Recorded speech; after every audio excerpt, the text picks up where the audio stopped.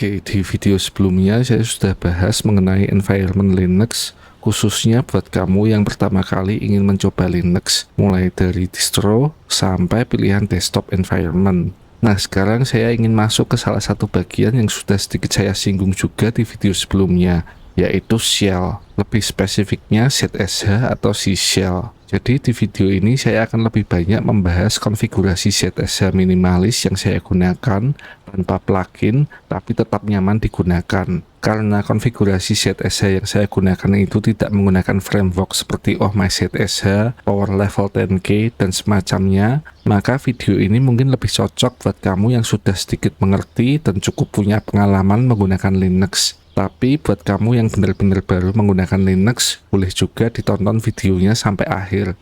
Siapa tahu ada informasi-informasi tertentu yang mungkin berguna ke depannya. Jadi shell itu ada beberapa macam, ada bash, ada ZSH, fish, dash, dan lain-lain. Sampai saat ini, kebanyakan distro Linux itu defaultnya menggunakan bash. Nah, kenapa saya memilih menggunakan ZSH daripada bash? Alasan utamanya karena ZSH sangat mudah dikustomisasi. Selain itu, ZSH punya banyak fitur bawaan yang sangat berguna.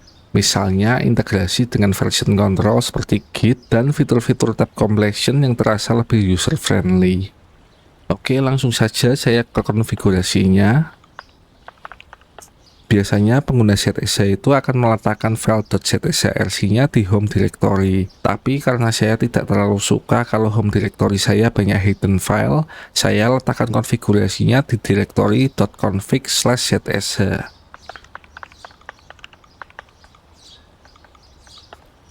Nah, caranya gimana merubah lokasinya? Kita bisa lihat ke sini. Ke Arch Linux Wiki.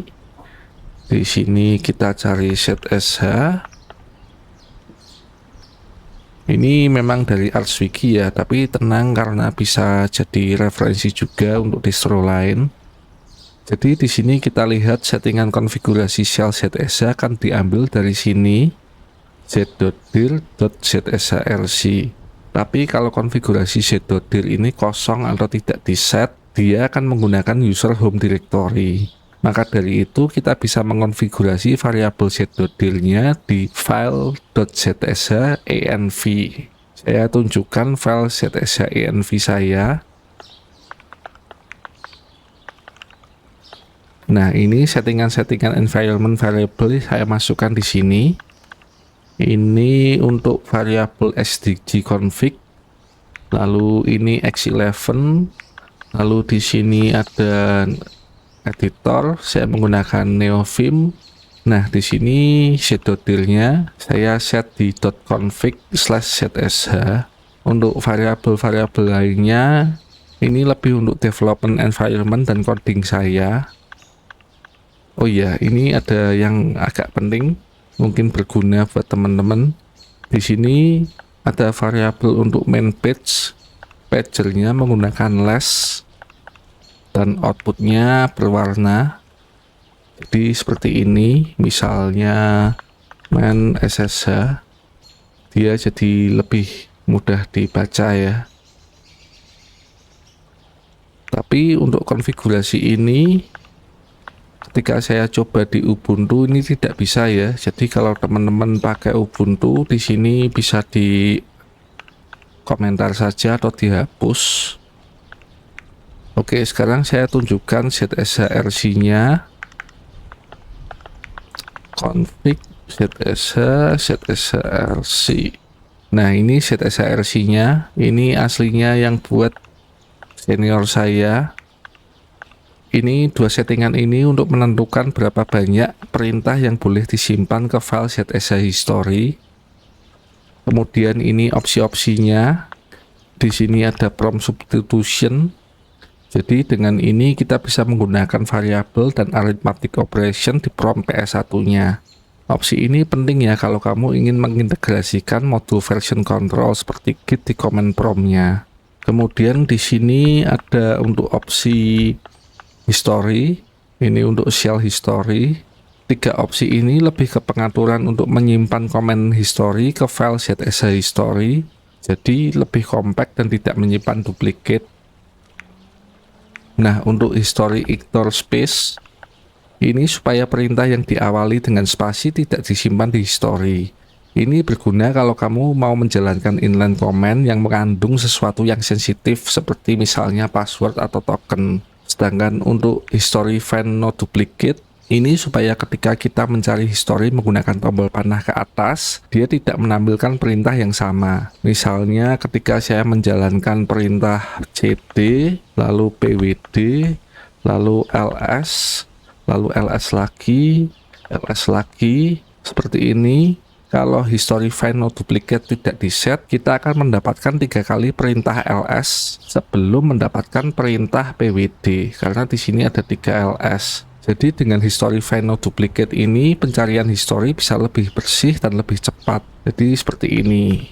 Oke, untuk sel history sudah, tapi sebenarnya ada software khusus yang bisa kita gunakan untuk menyimpan history di tempat terpusat. Tapi itu nanti saja saya bahas lain kali. Sekarang saya mau lanjut ke bagian prompt. Nah, prompt itu apa sih? Prompt itu yang ini, biasanya user, add nama hostname, lalu current working directory. Nah, di sini ada beberapa indikator lainnya yang menurut saya penting, tapi itu saya jelaskan nanti sambil saya tunjukkan script promptnya yang ini. Kita lihat promptnya. Nah, di sini ada 2 bagian besar, completion dan VCS info. Di autoload com-init ini com-init, ini untuk tab completion, dan VCS info ini modul untuk mengambil info dari version control, misalnya seperti git, svn, dan lain-lain. Saya ke completion dulu. Di sini ada menu select. Kalau semisal tab completionnya ada banyak pilihan, dia akan muncul menu interaktif. Misalnya ini cat etc tab. Nah, ini dia muncul menu interaktif dan kita bisa memilih menggunakan tombol panah atau arrow key. Kemudian untuk matcher list, ini untuk case insensitif. Jadi misalnya kalau saya ketik cd mus, ini m-nya kecil ya. Kalau saya pencet tab lagi, dia otomatis menggunakan huruf besar, jadi seperti autocorrect huruf kapitalnya. Lalu kemudian select prompt, scroll position, ini untuk menampilkan indikator posisi scroll ketika select listnya panjang, seperti yang tadi. Nah, di sini ada scroll position. Ini masih 7% dari total yang di bawah ini. Kemudian ini ada list directory first, di set jadi true. Sesuai namanya ya, supaya menulis lebih rapi dan dia akan menampilkan directory terlebih dahulu, seperti ini.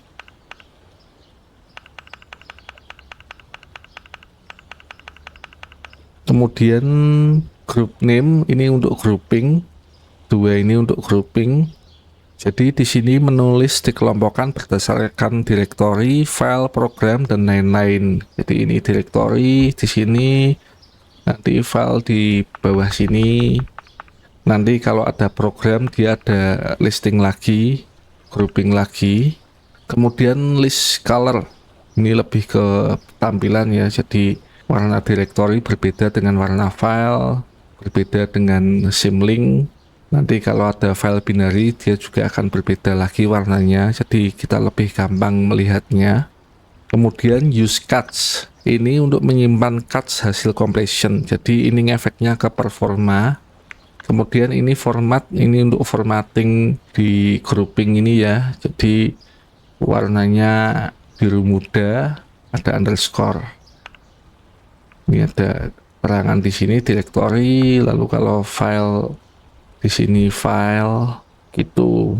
Nah, dengan begini completionnya sudah enak. Nggak cuma enak buat navigasi, tapi juga ketika mengeksekusi perintah yang memiliki banyak option atau parameter, seperti misalnya sudo firewall cmd dash list tab. Nah, di sini keluar opsi kalau kita misal lupa, kita bisa pilih yang mana seperti itu. Oke, untuk tab completion sudah. Sekarang saya ke VCS info. Di sini VCS info. Di sini VCS info ini modul untuk mengambil info dari version control. Jadi ini penting nggak penting ya, tapi kalau buat saya sebagai software developer ini penting sekali. Di sini saya hanya mengenable Git karena saya hanya memakai Git untuk version control saya. Kemudian check for changes saya set jadi true. Ini untuk melakukan pengecekan apakah ada perubahan di project directory-nya. Kemudian di sini ada unstick dan stick. Ini string indikator terhadap perubahan yang belum di commit atau perubahan yang sudah stick. Untuk unstick ini nanti menggunakan tanda seru warna merah yang ini. Sedangkan untuk yang stick ini nanti indikatornya menggunakan tanda plus dengan warna kuning. Kemudian ini formatnya menggunakan branch, %b itu branch, kemudian %u dan %c itu untuk tanda stage dan unstage. Ini saya kasih contoh langsung ya. Saya buat dulu directory baru, test, cd test, kemudian git init, branch-nya master. Kalau kita mau ganti dengan git branch -m main, di sini berubah langsung. Kita bisa tahu ini branch di mana, branch-nya apa. Sekarang saya buat file readme. Saya kasih tes. Oke, kita simpan. Kita stick git add readme. Nah, di sini dia ada indikator plus ya. Jadi ada file yang sudah di stage tapi belum di commit. Kalau ini saya commit git add git commit initial commit. Oke. Nah, di sini indikatornya hilang. Artinya directory project git ini sudah bersih, semua sudah di commit. Gitu juga kalau kita melakukan perubahan di readme-nya, test to do misalnya, to do bla bla bla. Di sini kita save. Nah, di sini muncul tanda seru warna merah. Ini artinya ada perubahan, tapi belum diapa-apain. Lalu saya kasih contoh lagi, kita buat file baru lagi, git ignore. Salah ya itu ya, tulisannya nggak apa-apa, ini cuman contoh. Git add. Nah, di sini dia ada dua indikator, artinya ada satu git status, ada yang dimodifikasi, ada file baru. Jadi dengan indikator ini saja kita bisa tahu kalau git repository kita itu ada perubahan tanpa harus mengetik git status ini. Nah, di prom PS1 ini kan ada indikator yang belum saya jelaskan. Pertama, tanda centang setelah hostname ini dan 33 ms. Ini sekian ms di sini. Sekian ms ini informasi berapa lama waktu yang dibutuhkan untuk mengeksekusi perintah yang dijalankan. Nah, informasi ini bisa didapat dengan memanfaatkan function pre-exec ini dan pre-cmd ini. Pre-exec ini fungsi yang dijalankan sesaat sebelum perintah dieksekusi, dan pre-cmd ini adalah fungsi yang dijalankan sesaat sebelum prompt itu muncul lagi. Jadi dengan menyimpan waktu ke variabel timer saat sebelum perintah dijalankan, kita bisa menghitung berapa lama waktu yang dibutuhkan untuk mengeksekusi perintah yang dijalankan dengan logic pre-cmd di sini. Yang ini. Misalnya di sini saya contohkan echo 1 dan sleep 0,5 misalnya. Nah, di sini ada 500 sekian ms. Ini setengah detik ya. Ini dalam second. Kita coba lagi echo 1,5. Nah, di sini butuh waktu 1,5 sekian detik untuk mengeksekusi ini karena di sini ada slip 1,5. Nah, sedangkan untuk tanda centang warna hijau ini sebenarnya indikator exit code dari perintah yang sudah dijalankan. Kalau exit code-nya 0 atau dengan kata lain perintah dijalankan dengan sukses tanpa error sama sekali, indikatornya akan menunjukkan tanda centang berwarna hijau ini. Tapi kalau exit code-nya bukan 0, dia akan menampilkan exit code-nya itu. Misalnya saya mengetikkan perintah yang tidak ada. Di sini ada muncul exit code 127 yaitu command not found. Atau misalnya saya ketikkan perintah fthis. Nah, di sini muncul exit code 1. Saya clear dulu. Nah, dengan prompt PS1 ini nantinya akan menghasilkan output prompt seperti ini. Nah, dengan prompt ini saya bisa tahu saya sedang menggunakan user apa, di komputer mana, kemudian perintah yang dijalankan berhasil atau tidak, ini di sini, dan berapa lama waktu yang dibutuhkan untuk mengeksekusi perintah tersebut. Kemudian informasi di mana current working directory-nya juga ada. Lalu kalau kita ada di directory git project, dia akan menampilkan branch dan statusnya seperti apa. Sepertinya simpel ya untuk output prompt-nya seperti ini, tapi informasi yang diberikan sangat berguna terutama bagi sysadmin atau programmer seperti saya. Oke, untuk prompt sudah, saya kembali lagi ke ZSHRC-nya, tapi di sini sisanya lebih ke key binding. Ini key binding semua. Lalu ada alias, komen alias, lalu fungsi-fungsi terkait aplikasi tertentu di sini. Untuk key bindingnya tadi saya sebenarnya copy dari ArchWiki di sini. Nah, di sini cuman ada sedikit tambahan yang saya sesuaikan untuk kebutuhan saya untuk dua ini. Lalu ini untuk komen-komen alias dengan opsi tertentu, tapi kebanyakan lebih ke output yang colorful. Misalnya ini alias IP. Kalau saya menjalankan perintah IP address list, nah di sini lebih colorful dan lebih mudah dibaca. Ini untuk linknya apa, IP-nya berapa, MAC address-nya apa, lebih mudah dilihat ya. Oh ya, untuk line ini kalau kamu nggak pakai terminal Alacrity, ini bisa dihapus saja karena ini lebih ke environment variable untuk menjalankan SSH. Oke, jadi sampai di sini dulu untuk link-link pendukung seperti referensi dari ArchWiki dan repositori konfigurasi saya itu akan saya sertakan di kolom deskripsi. Untuk Git repositorinya sebenarnya saya ada .files-nya di sini. Ini fork dari senior saya ya, tapi saya lebih sarankan untuk langsung ke upstream saya saja di repositorinya Bang Dita Tompel. Di sini kamu bisa masuk ke mesin, lalu P50, lalu di sini home user, lalu di sini ada environment variable untuk ZSH-nya yang tadi ya. Lalu masuk ke config, di sini cari ZSH. Nah, di sini konfigurasi ZSHRC dan prompt-nya bisa dilihat di sini. Kamu bisa copy dari sini. Untuk prompt-nya juga di sini. Oke.